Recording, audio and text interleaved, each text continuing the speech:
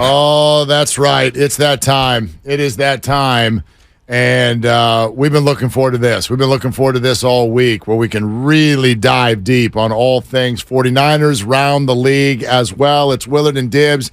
We're taking your calls, and we'll continue to shortly at 888-957-9570. But right now, it is the great Peter King, Football Morning in America, NBC, all across NFL platforms. Peter, thank you for doing it as always. How are you?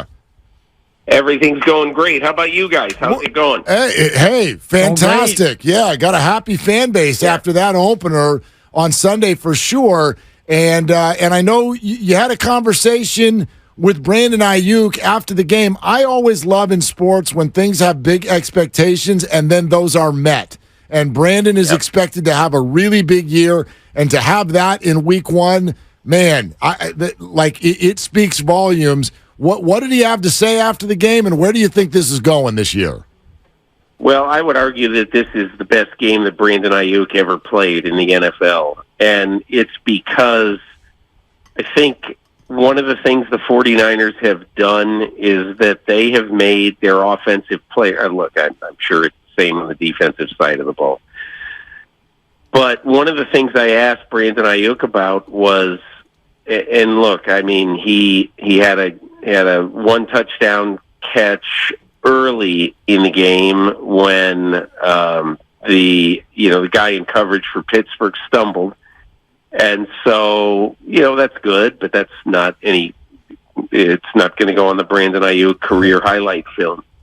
However, his second touchdown, where he is battling a guy who will be discussed for the Hall of Fame one day, Patrick Peterson, where he, first of all, physically played in an equal basis, and maybe even better than equal basis, with a very good physical corner, Patrick Peterson, and won. And, had the presence of mind to be able to catch the ball and all that. But I maintain the best play he made all day was the block on DeMonte KZ on Christian McCaffrey's 65-yard touchdown run in the second half. Because if you watch that play, you understand really what the San Francisco 49ers offensive philosophy is. And after the game, that's exactly what Brandon Aiyuk told me. He goes, because I said to him, what's it going to be like in your meeting room this week when people see that block that you made, because he destroyed KZ. And he said, well, people will be excited, but he goes, that's just what's expected of us. We, for us on our team, we are told essentially that we need to block as well as catch the ball. And we've got to be as dedicated to both things. And so to me, I think what that says is that Kyle Shanahan has set a tone and set a tenor in when you play offense for the 49ers, that you got to be able to do both. And I think, look, it's been well documented that Kyle Shanahan had a little bit of come to Jesus conversation in the before this year, obviously, or late last year, whenever it was, with Deebo Samuel, about him getting a little bit heavy and him not being as in shape as he should. And so I think one of the things that you have to be able to do in the NFL, absolutely have to be able to do, is you have to be able to have tough conversations with your players. I think Kyle Shanahan can do it. And I want to mention one other thing. I think that in some ways, John Lynch, Adam Peters, and the scouting staff deserve a little bit of credit for the offensive philosophy that the 49ers have right now, the very physically imposing offensive philosophy. Because Lynch told me in training camp that when they first got there, they were big on speed, as that was the way the NFL was going.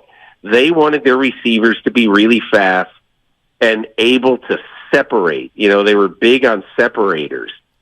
And after a couple of years, when they saw that the game was going to as much physicality as speed at the wide receiver position, that they changed. They took a little bit of a left turn, and that is why Deebo Samuel, Brandon Aiyuk, who has gotten more physical, I would maintain, in his time in San Francisco. That is why they right now have two physical, particularly Deebo, two very physical wide receivers who can impact the game. And look, speed's important, obviously.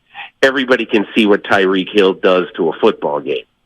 But I think one of the things that Kyle Shanahan, John Lynch, Adam Peters, that this personnel staff and coaching staff have done is said, hey, listen, we might not have 4-3-3 guys, but we've got fast guys who can also knock you on your rear end. And that was a huge benefit in the game in Pittsburgh on Sunday. Are you surprised, Peter, that more teams don't try to emulate what they're doing, not only with the receivers, the physicality, but the 21 personnel and a tight end who can block and who can also receive, and just generally doing things the way Kyle does with a high IQ quarterback and receivers who, when they get the ball, can be huge in the yak game? Well, that's really an interesting question, and I think that some teams are doing that. Some teams want the physical receivers. There's a reason why Howie Roseman traded a 1 for A.J. Brown. A.J. Brown is more physical than the average receiver. And I also think there's a receiver.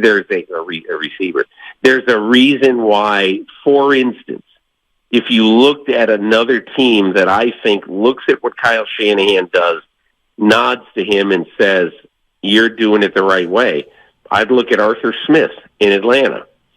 Arthur Smith basically now has 3 big wide receivers / tight ends right now.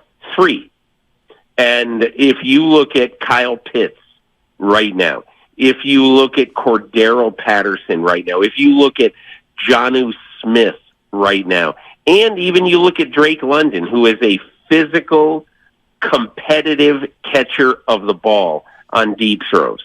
And look, you're probably not necessarily going to see the benefit to all that in Atlanta because, Desmond Ridder is not, this is a crazy thing to say because Desmond Ridder was a much higher draft pick. Desmond Ridder's not Brock Purdy.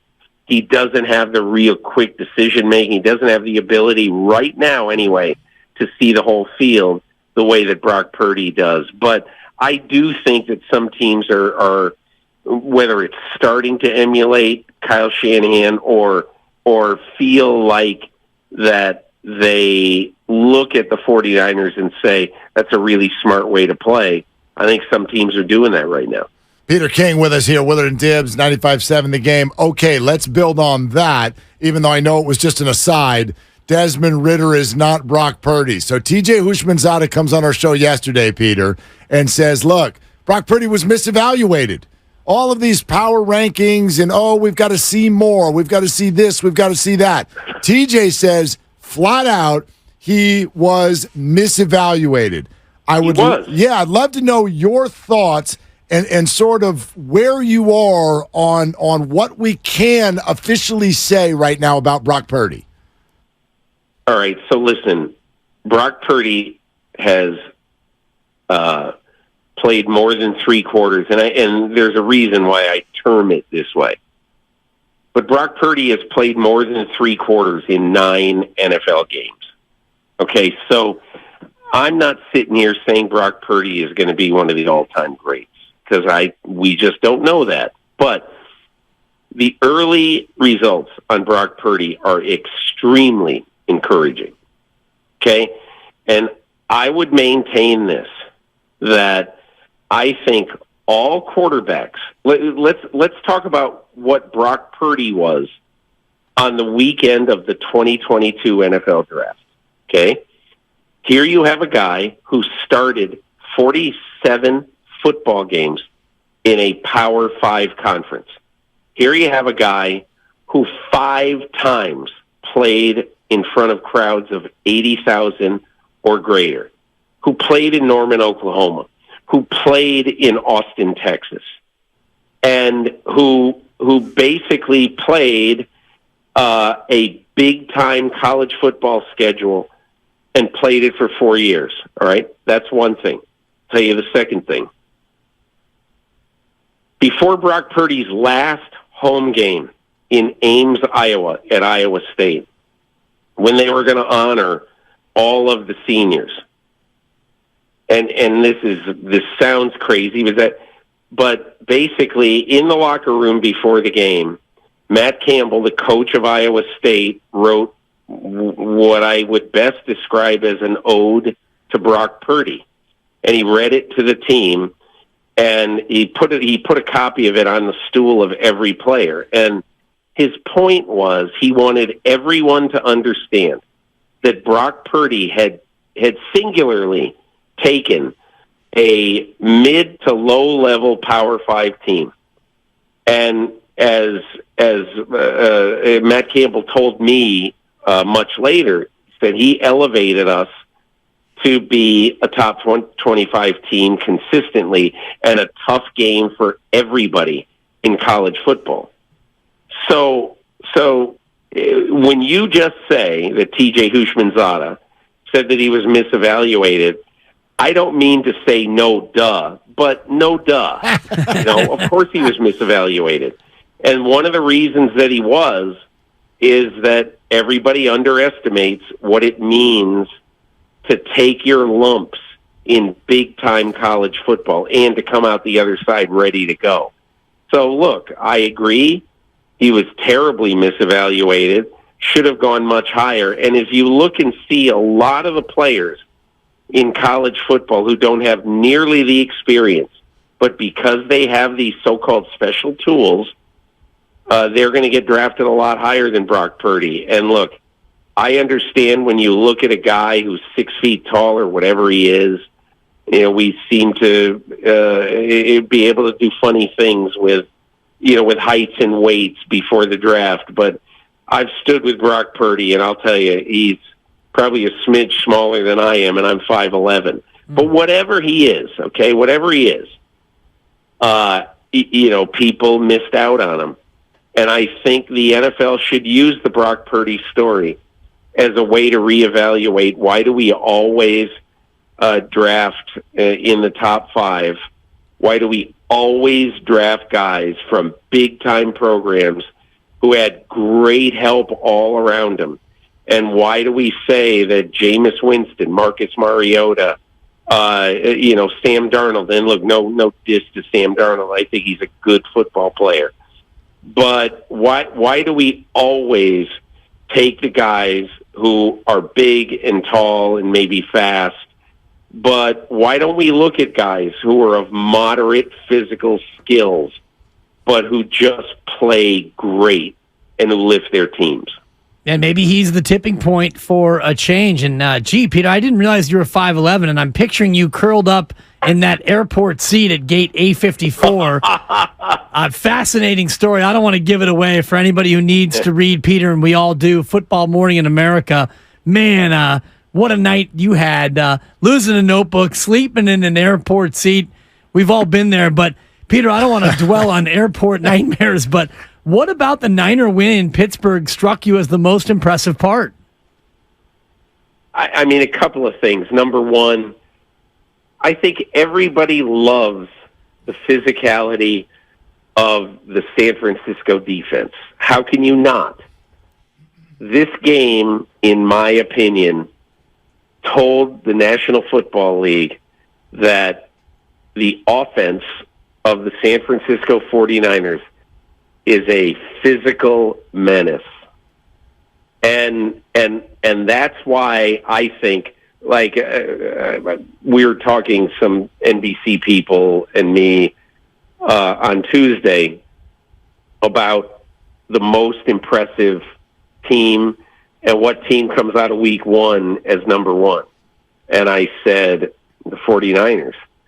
with all due respect to the Cowboys, and look, the Cowboys, I can't say anything bad about them. The only thing that I can say about them is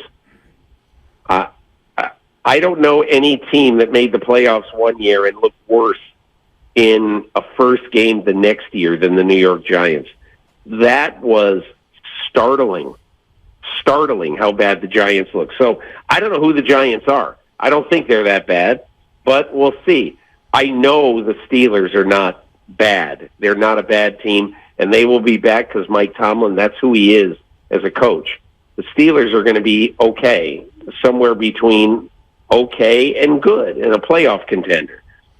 But I just think what the 49ers showed in Game 1 is an absolutely physical side to their defense that if you didn't know it before this point, you certainly know it now. All right, so they're clearly one of, if not the Super Bowl favorite. I know we're very early to talk about that, but Peter, wanted to get your thoughts on what happened also Monday night in New York, because one of the teams that was a top 10 Super Bowl favorite, to me, that dream is now dead to a degree, but I wonder what your takeaway is from what happened with Aaron Rodgers and the Jets. When I was a kid, there was a show on television called ABC Wide World of Sports. Oh, yeah. And so I'm 66 years old. I guarantee you 90% of your listeners have never heard of this show. The Thrill of Victory. It was a show way back in the day, in the 60s, early 70s, that, look, television didn't exist for sports in those days. But every weekend, I would look forward to ABC Wide World of Sports because it would take us all over the world, and I would see things that I would never see. Ski jumping, surfing championships, track and field, everything. And as the show came on the air, it talked about, in very dramatic form, a guy named Jim McKay, one of the all-time great broadcasters, talked about the human drama of athletic competition. And I thought of that Monday night, watching, as everybody did, absolutely in stunned disbelief. But when Aaron Rodgers went down, and then you started to hear the word filtering out and all that, you hear it, and you start to hear that, and it starts to get processed. And I just thought, that's the human drama of athletic competition. If everybody says, and everybody I think recognizes and understands, that sports is the ultimate reality show. I don't know about you guys, but I think that is a very accurate and apt assessment of what sports is. Because, look, you have these, quite frankly, these idiots out there who say, oh, well, the outcome is preordained, and the refs are on the take, and all this stuff. And the NFL determines, they want Mahomes to win. They want Brady to win, a few years ago. And so, I mean, I can just tell you, you people are full of crap. That's just, and so this moment on the fourth snap of his career as a New York Jet, which isn't over, by the way, I firmly believe, but on the fourth snap of his career where he tears his Achilles and he's gone for the year and he's crushed. And even though the Jets, in an incredibly unlikely way, won this game, the Jets fans are crushed. I can tell you, I live in Brooklyn. I gotta stop listening to the radio. It's endless. People just crying about, oh my God, the Jets, they're cursed, blah, blah, blah. But I guess my only point would be, if we want something to be real, and if we want something to be, legitimate, honest drama, that you don't know the outcome about what's going to happen. Well, what happened Monday night, once in a generation maybe, as tragic as it is in a sporting sense, that has to happen, because that just reinforces the reality of the NFL as the ultimate reality show in American sports. I just want to thank you for Jim McKay, and I'm seeing that the ski jumper tumbling over the jump right now. Peter, I'm not quite 56, I'm 55, but man, thank you for bringing me back to my youth when that's all we had, Peter, was that show. Yeah. Thank And, the other thing that we didn't have, and look, I mean, I'm probably a different viewer, a different experiencer of sports today than I was when I first got into this business. But after I see the 948th replay of Leonard Floyd tackling Aaron Rodgers for a sack and ruining his year, that's enough for me, 948 times. Right. I don't need to see it 1,050 more times. So, I understand that there's all of this programming that treats the NFL as a deity and all that, and I get it because I know I work for NBC. NBC is in business with the NFL, and obviously it's a very, very big deal to lose Aaron Rodgers. Yeah. But after a while, you can't watch it anymore. Yeah. You've just had enough. But I do think that, in all kidding aside, that as sad as it is, as horrible as it is, that this is a part of the NFL and it's a part of the life of sports, of any sport, that you have to know that you are living on the edge, that you're always on the precipice of something really bad happening or something really great happening. Well said. Peter King joining us here on 95.7 The Game. Peter, at the risk of getting my second no-duh of this conversation, I think you're aware of this. You're close to Kyle Shanahan. It was a wacky offseason, and it's led to a lot of fans questioning different aspects of the regime and the decision-making process. Trey Lance, I know you get it. What would you say to a 49er fan about where Kyle Shanahan sits in sort of the pecking order of NFL coaches? He's fantastic. He's absolutely fantastic. Look, I don't do this often, but last year after the Miami game, I was in Levi's Stadium after the Miami game, or at the Miami game last year. I don't go to a lot of games anymore, but I loved that game. A red-hot Dolphins team at a team that was really starting to get it together, and Jimmy Garoppolo playing very well and all this. And so I was at the game. I couldn't wait to see it. And when Garoppolo got hurt, I just thought, well, okay, that's the end of the Niners. But we watched the game, and we all saw the dawn of the Brock Purdy era, and that guy is good. And I remember I had a conversation with Kyle after the game. We talked about a bunch of things, and that night, and believe me, I very rarely do this, but I texted him, and I said, man, you're a damn good coach. To have Brock Purdy ready, and a lot of that is inside Brock Purdy, I get it. But I was so impressed with the fact that the world had just fallen in. I'm not saying that it's like to a Jets fan, when Aaron Rodgers gets hurt, but that was a absolute debacle. You lose Trey Lance early, and now in early December you lose Jimmy Garoppolo, and you got to go with the last pick in the draft. Give me a break. It's terrible. But anyway, my only point that I'm making is that I think Kyle Shanahan knows how to make chicken salad out of chicken feathers or chicken something. Yeah. And look, that doesn't mean I agree with everything that he does. I totally, absolutely disagree and still do with the trade of Trey Lance. And I wrote in my column that, look, you expended way too many resources to throw this guy away. And I don't care what anybody with the 49ers says, oh, boy, we got a fourth round pick. Look, that's going to be like the 130th pick in the draft. Who cares?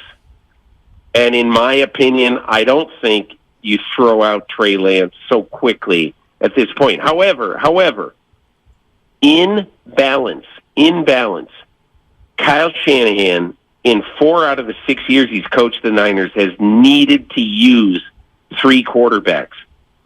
And for a coach to have needed 3 quarterbacks in 4 of his 6 years, now starting his 7th, to be 10 games over 500, including playoff games, is one hell of an accomplishment. So I'm bullish on Shanahan. I'd want him to coach my team, and I think he does a hell of a job.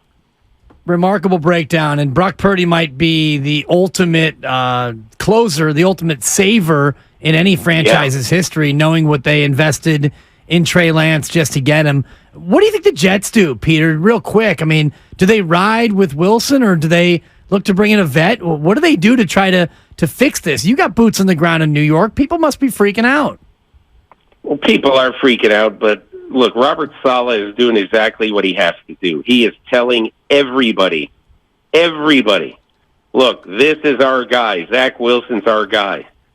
There's no way deep down inside he can feel that.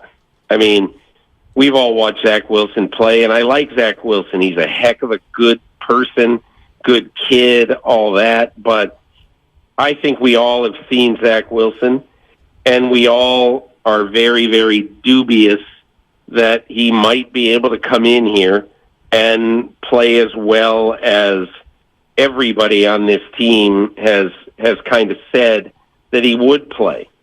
And I guess what I would say is I think there are players in the NFL right now, like multiple players in the NFL right now, who would be an upgrade over Tim Boyle, who's there right now, their backup quarterback. But the problem is, as you guys know, is that, you can't just say, well, this guy's better, let's bring him in. It isn't like plugging in a second baseman if the Giants needed a second baseman. Anybody can go play second base, for any team in the NFL. But this is just a little bit different. And that's why, to me, I think what the Jets need to do is they need to investigate everybody. They need to investigate all options. And so I mean, if I am Joe Douglas, the GM of the Jets, I would call Chris Ballard, the general manager of the Indianapolis Colts, and offer something decent for Gardner Minshew. And everybody's going to say, oh, my God, Gardner Minshew, he's just a guy, everything. But you've got to play with somebody at quarterback. And there's a chance that Zach Wilson, within 3 or 4 weeks, is going to show all the problems that he has shown, like the interception he threw to Matt Milano the other night with no Jets receiver within 5 yards. It was horrible. So at some point, you may have to play a guy, and either you're going to play Tim Boyle or you're going to get somebody in there. The reason I think Gardner Minshew is a good candidate is that he can run around, and the Jets' offensive line, I think, is going to be trouble this year. So that's who I'd go get, and they're going to go get somebody. I don't have much of an idea who it's going to be. Peter, that makes all kinds of sense. Hey, thank you for the conversation, Peter. Tons of great stuff in there. Really, really thank you. Hey, no problem, guys. We'll talk next week. Okay, Awesome. Indeed we will. Peter King, Football Morning in America, NBC.